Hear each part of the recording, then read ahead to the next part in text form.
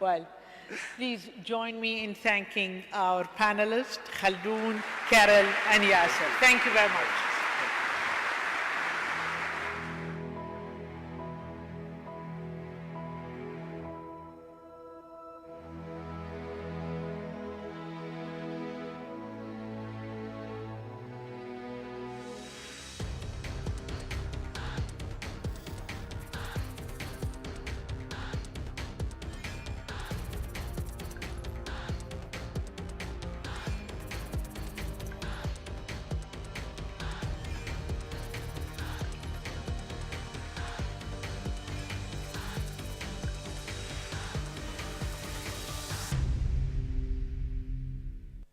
Ladies and gentlemen, please welcome to the stage Prime Minister of the Islamic Republic of Pakistan, His Excellency Imran Khan, and from Sky News Arabia, our moderator, Ms. Lubna Boza.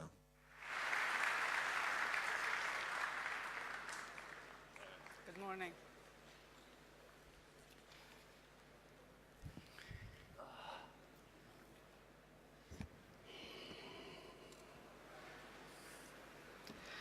Good morning. Good morning, Your Highnesses, Your Excellencies, ladies and gentlemen. It gives me a great pleasure to be part of the FII this year. I'm happy to see a full house and so many familiar faces in the audience. So we've got 40 minutes to discuss Pakistani's economy and to discuss the emerging opportunities that might provide. So good morning and thank you for making the time. Your Excellency, you've assumed office as Prime Minister in August 2018 with a mission to achieve Naya Pakistan, new Pakistan. Tell us more about it. Well, thank you. First of all, let me say what a pleasure it is to be here. Opportunity to talk about Pakistan, investment opportunities. But Naya Pakistan is actually the Pakistan it was meant to be. Pakistan was the only state, well, one of the two states made in the name of an ideology, which was Islam. So when we talk about Naya Pakistan, it is going back to the vision of the founding fathers of Pakistan. And what the founding fathers of Pakistan envisaged was a state based on the principles of the first Islamic state of Medina. And those principles were justice, meritocracy, a welfare state where the state took responsibility for the weaker section of the society, and above all, state to educate its people. So these were the principles which, very lofty principles, why Pakistan came into being. So when we talk about Naya Pakistan, it means going back to the principles of the, what the founding fathers stood for. And hence, the struggle to educate our people, develop our human resources, strengthen our institutions, especially of justice. Sadly for us, some of those principles are more visible in, say, the Scandinavian republics, say in Switzerland, say in New Zealand, than in Pakistan, what was supposed to be an example for what an ideal Muslim state was supposed to be. You've mentioned so many important points that I'm going to go back to one by one. So working on human capital, fighting corruption, empowering the economy. Walk us through the economic agenda of your government now. Well, you know, we have been in power for 60 days. We have inherited two big deficits, fiscal deficit, current account deficit. And so the immediate concern for our government is to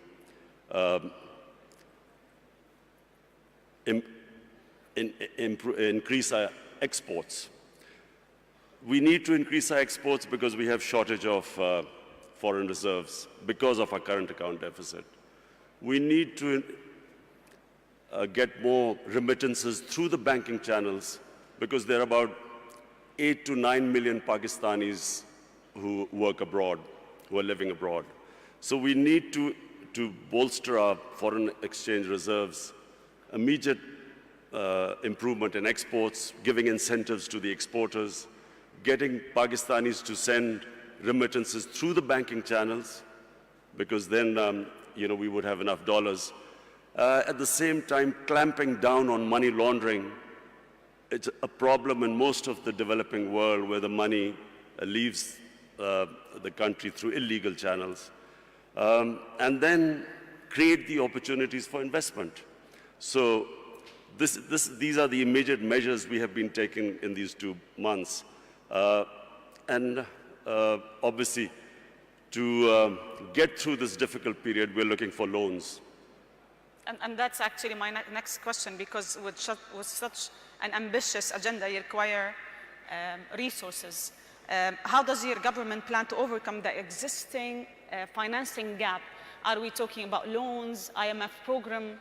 What are the options you have on the table? Well, whatever reforms we do today, the impact will be in maybe 3 months, 6 months, a year's time. So right now we need to have loans to go through this difficult period of repaying or servicing our debts for our imports. So we are talking to both IMF, and also we are talking to friendly governments that we could go through this difficult period to get loans. So you might be applying for another IMF program? Yes, we're talking to the IMF. What we are hoping is that we can do a bit of both, get some loans from friendly governments, at the same time get a loan from the IMF. And so to go through this period, which we feel we have a tough period for the next 3 to 6 months. I'm going to go back to the point you mentioned in your first answer. So during your victory speech, your main point was fighting corruption in Pakistan and powering the economy. How is your government aiming to ensure transparency so you can revive the investors' confidence in Pakistan and investing in Pakistan? Firstly, Lubna, you must understand that corruption is what makes a country poor. Corruption is the main difference between the developed world and the developing world. Countries are not poor because they lack resources. For instance, Congo has so many resources. It's one of the most resource-rich area in the world, as opposed to Switzerland, which comparatively hardly has any resources. The difference is that what corruption does is, it does 2 things. One, it destroys state institutions. When the ruling elite is corrupt, it can only make money by destroying all those institutions that are check and balance in the way of corruption. And secondly, corruption diverts money from human development to mega projects which give mega kickbacks, which leave a country indebted. So Switzerland is one of the most prosperous countries in the world because it has very good governance. It has strong state institutions, and it uses the money to develop its human resources. So in Pakistan, the challenge is, how do we strengthen our institutions enough to make it impossible for people to be corrupt, or corruption at a level which is manageable? And secondly, divert the resources to develop our human resources. This is the challenge of Pakistan.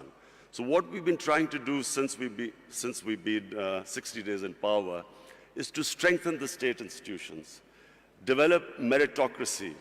The reasons why state institutions get destroyed is because cronies have been put in key positions who then, once there is no meritocracy in a state institution and there's no rule of law, the state institutions do not prevent anyone from stealing money from the country. So this has been the main agenda of our party. And then secondly, to prioritize institutions that will help the exporters.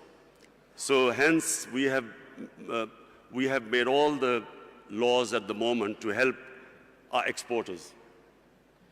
Unemployment also is a main concern for you. You've been very concerned about youth unemployment, training youth to be able to find jobs and creating jobs. Tell us more about the agenda in that particular field. Pakistan has 100 million people below the age of 35. Yes. Now, in one way, that's a huge opportunity. But secondly, it is a big pressure on the government to find employment for this young population. We have embarked on a very ambitious program. Pakistan has 10 million shortage of houses. So we have embarked on this program that in the first 5 years, we will build 5 million houses. And so hence creating all the conditions, removing all the red tape that comes into the housing sector. Also, of course, trying to attract foreign investment for this housing. At the same time, apart from the housing, what we are trying to do is create the enabling environment for investment. One of Pakistan's strengths are the overseas Pakistanis. We have, as I said before, 8 to 9 million Pakistanis working abroad. We have, if we create the enabling environment, we will then be able to attract their investment. If you see the growth of China and India, one of the biggest, the first people who invested were the overseas Indians and overseas Chinese who came back. So we have this big resource lying outside Pakistan.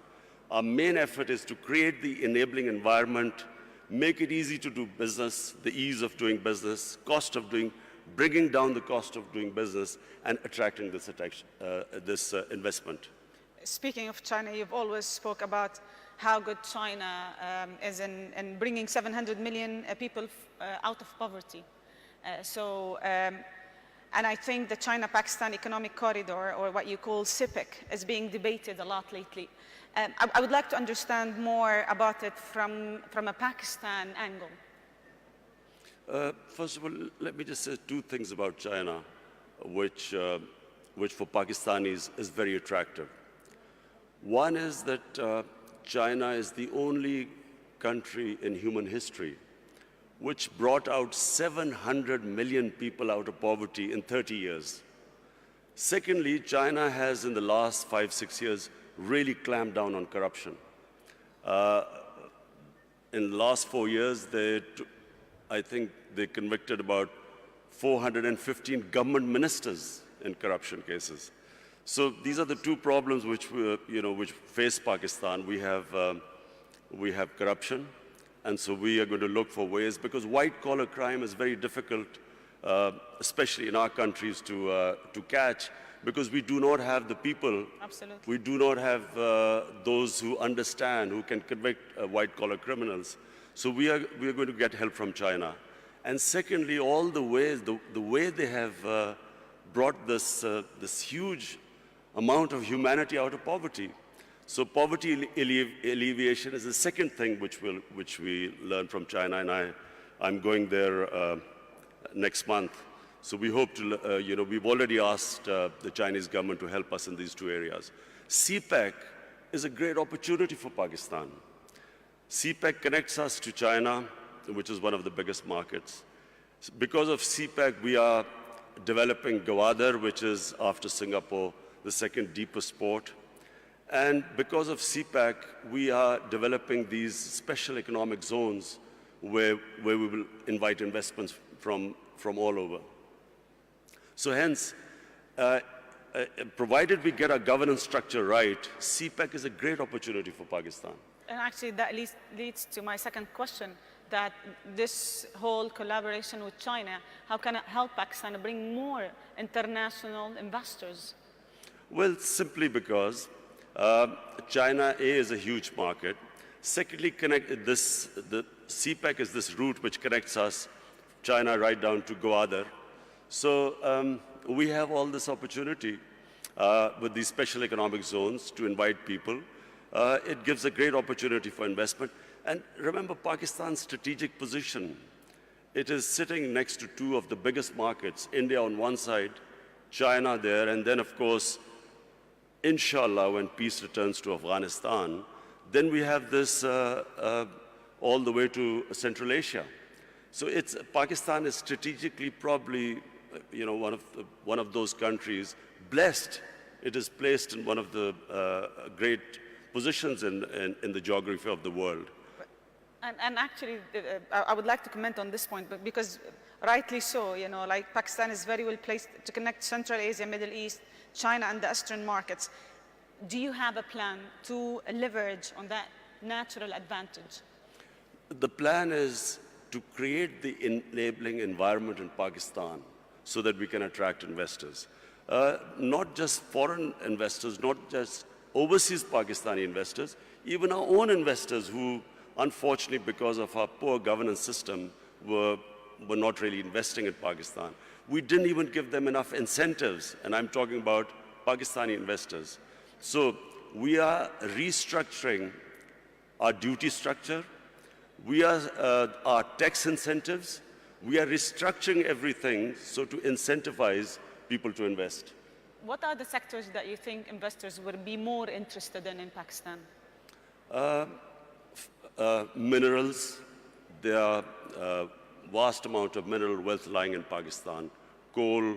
We have one of the biggest coal reserves in the world. We have copper reserves, one of the biggest copper reserves. Zinc. We have a lot of areas of gas which have not been explored at all. But then we have tourism. You see, Pakistan is one of the most diverse countries in the world. Pakistan starts with alpine in the north. We have alpine climate. And then from the highest, which is the second highest mountain in the world, which is K2, we go on to the sea. We have 12 climatic zones on the way. So we have, tourism has exploded in Pakistan. Our infrastructure cannot cope with the tourists. So that's one of the biggest opportunities to invest in our country. And then we have three types of tourism. We have religious tourism. North of Pakistan was the center of the Buddhist civilization. We have the oldest civilization in the world, which is the Indus Valley civilization in Mohenjo-daro. Peshawar is one of the oldest living cities in the world, 2,500 years old. Lahore, also one of the ancient cities. So Pakistan is a diverse country. It's unfortunately because of the war on terror, last 13, 14 years, we had this turmoil where tourism disappeared.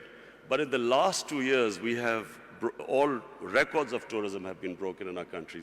So that's a great area to invest. So you've mentioned 2 points, tourism and energy. You've spoken enough about tourism and what should happen and how the investment should be. But on housing is also, of course, 5 million houses we are building. That's another area where we're expecting investment from abroad. Let me talk about energy, because I think finding a sustainable fuel and gas supply by investing in Pakistan's own production is vital for your economy. What's your plan to reducing energy dependency and really inviting international investors and local investors to invest in that particular field? You see, we have hardly had any investment in our mineral resources. And one of the reasons, as I said again, in the last 15 years, was this war on terror, where we became the center of terrorism, suicide attacks, and so investors would not come to Pakistan. Then we had last 10 years very poor governance, corruption. We did not give enough incentives for investors to come to our country. Now, thanks to our security forces, our intelligence agencies, Pakistan has controlled terrorism. It's within Pakistan now, we have really clamped down on terrorism. It's very secure. We still have problems, terrorism coming from Afghanistan, but that's why we are hoping that these peace talks, hopefully peace talks between Taliban and the Americans, we hope that once Afghanistan settles, then not only will there be no terrorism within Pakistan, but then we have this access all the way to Central Asia. So we did not have investment coming into our gas, into our other minerals, because we had turmoil in our country. Now with peace and stability, we have people coming in. We have some of the big giants in the energy sector now showing interest. In fact, in December, I think Exxon is coming in Pakistan. They're coming back to Pakistan. And also we want to give incentives for the people in the investors in the energy sector to come and invest in our country. Your Excellency, from here, from the FII, what message do you want to give the world about Pakistan? The message is that Pakistan is a country with great potential. In the 60s, Pakistan was growing faster than almost any country in Asia, and that's because we had the best governance system. We unfortunately lost our way. In 80s, we ended up in what was the Afghan Jihad. We then had remnants of the Afghan Jihad throughout the 90s. 9/11, post 9/11, we suffered from terrorism. And then our governance system also, unfortunately, did not enable us to attract investment. Now, Pakistan, in my opinion, is ready. I repeat, the biggest resource in Pakistan are the 100 million Pakistanis below the age of 35. It's a huge potential in the country. We have a diverse, mineral-rich country, one of the most fertile lands in the Indus Valley Basin. So today, the country stands where it is probably right now is the best time for investors to come to our country. Thank you very much. I'm going to open the floor now for some questions. We've got around 10 minutes. So if you have any questions, please just mention your name and your institution. We've got some mics.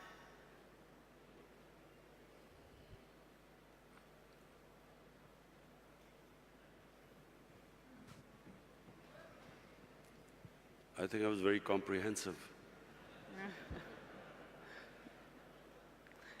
We've got so many questions. Can we just pass the mics, please?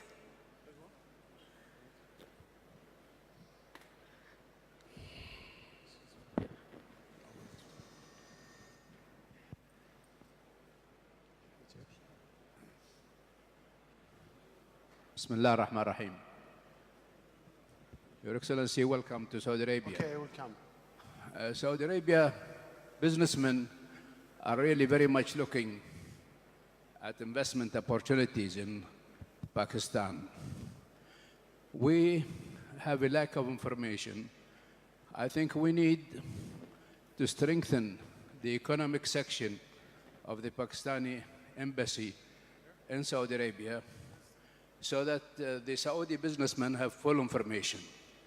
We believe, from our experience, with the expertise of Pakistanis working in Saudi Arabia, who really shared with us our experience of development, they really show a potential to build a great country in Pakistan, like helping us to build a great country in Saudi Arabia.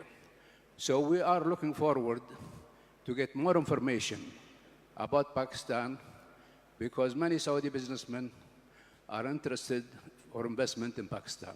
Thank you. Thank you. I have spoken to His Highness Prince Salman, and he is already organizing businessmen from Saudi Arabia to come to Pakistan to invest. So we look forward.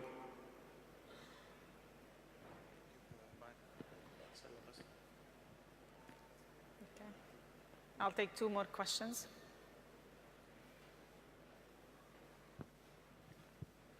Okay.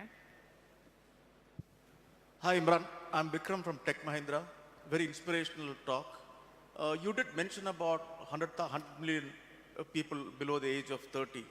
And you mentioned about minerals and oil and gas. Don't you think information technology also could be an avenue for Pakistan? Yes, Vikram. Information technology could be one area where we could not only improve our exports, but also provide employment to our young people. Unfortunately, we did not concentrate, like India did, in information technology. We've got left a bit behind, but now we are concentrating, organizing our IT sector so we can develop it. Yes.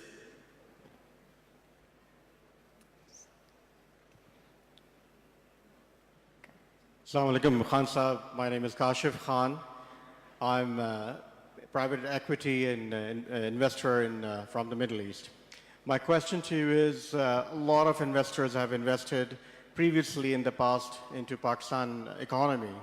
The biggest challenge they have is exiting out of those investments. How this government will facilitate the previous investors to exit, which will give more confidence to the future investors? Well, Kashif, I have my team here. Our chairman of board of investment is here, our finance minister, our commerce minister. The whole idea is, in Pakistan right now, is how to make it easier for people to invest, the ease of doing business.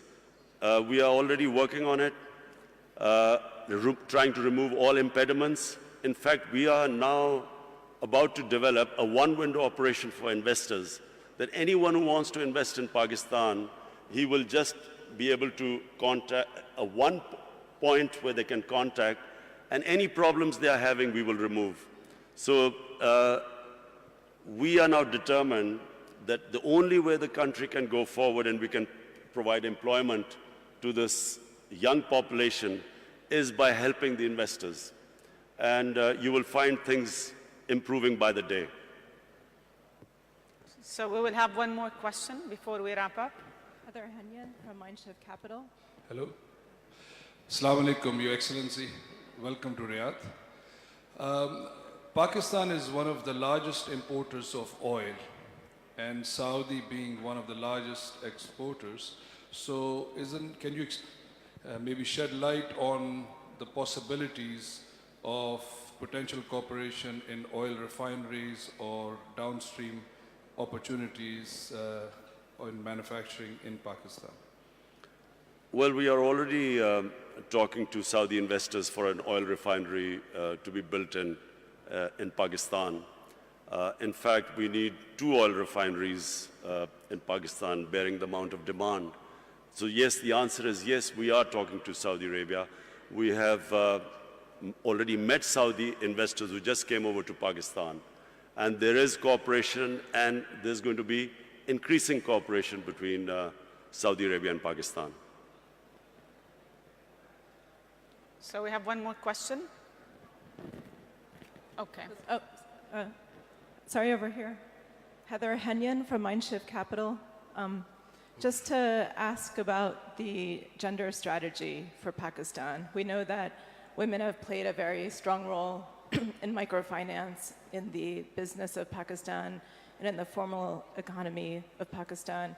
Can you talk more about the role that you see for women going forward as entrepreneurs and their role in the business sector? Thank you.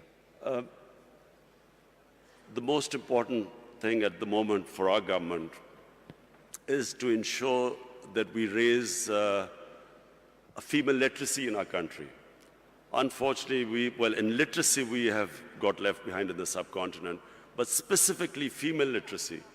So you can only empower women, really, if you educate them. So in the 5 years when we were in power in Khyber Pakhtunkhwa, the province our government was in power, we decided that every 100 new colleges to be built in Khyber Pakhtunkhwa, 70 would be for women. Similarly, in primary, all primary education schools which we were going to open, out of 100, 70 would be for women. So that's number one. Secondly, we have this housing project which we've started. We are, at the bottom tier, we are doing microfinance for the poorest of the poor. This is affordable housing. And for the poorest of the poor, we are introducing microfinance. And there also we are involving women, because we find that they are always in microfinance, they always pay back the loans much better than the ratio which men pay back. But apart from that, we're trying to do something which sadly hasn't happened in Pakistan. Women do not get their inheritance rights, which is mentioned in the Sharia. In Pakistan, in rural areas, women don't get their rights. So also financially empower them by ensuring that they get their inheritance rights. So we've got another question, please. Mr. President, this has been Hindi from Dubai, UAE. You have a great neighbor next to you, which is India, and they have great potentials to be a great partners with you. What is your efforts to let go all the past history and become one big nation, collaborating with each other in different fields and businesses? Thank you. Well, I'll answer my final question. Look, one thing Pakistan needs more than any other country right now is peace and stability. The last decade or more, specifically after 9/11, has been of the greatest turmoil to our country. A war which Pakistan had nothing to do with. Pakistan ended up losing almost 80,000 Pakistanis dead. Our tribal areas devastated by the war. Half of the population in the tribal areas internally displaced. Over $100 billion lost to the economy. And one of the reasons why we are at the stage where I'm talking about the two biggest deficits, fiscal and current account deficit, is because of this instability and the war, where investment just dried up in Pakistan. So what we need is stability. Now, stability means peace with all its neighbors. We have peace with India, we have peace with Iran, peace with China and Iran.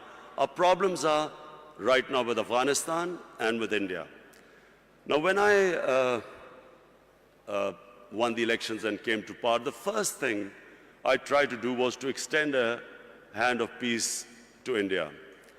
Unfortunately, and I think it's because of the Indian election coming up, and because, sadly, anti-Pakistan rhetoric brings in votes, I'm afraid we got no response from India. In fact, got rebuffed by India.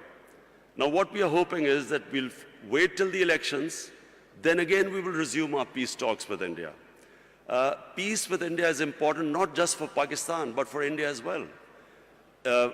All the money that should be diverted to our human resources ends up being diverted to non-productive arms race. And secondly, peace with Afghanistan, peace in Afghanistan. It's critical for Pakistan because at the moment, the low amount of terrorism coming into Pakistan is from Afghanistan. And so it's, for us, for Pakistan, it's extremely important that we have peace with both the neighbors. And I can tell you, my government will be trying its best. We are all in Pakistan, there is a consensus amongst all stakeholders that what this country right now needs peace and stability. And only peace and stability will allow us to bring in investment to most of all, to alleviate poverty, give employment to our young population. So we will wrap it here. Thank you very much for joining us, and thank you for sharing with us all this. The Prime Minister of Pakistan, thank you.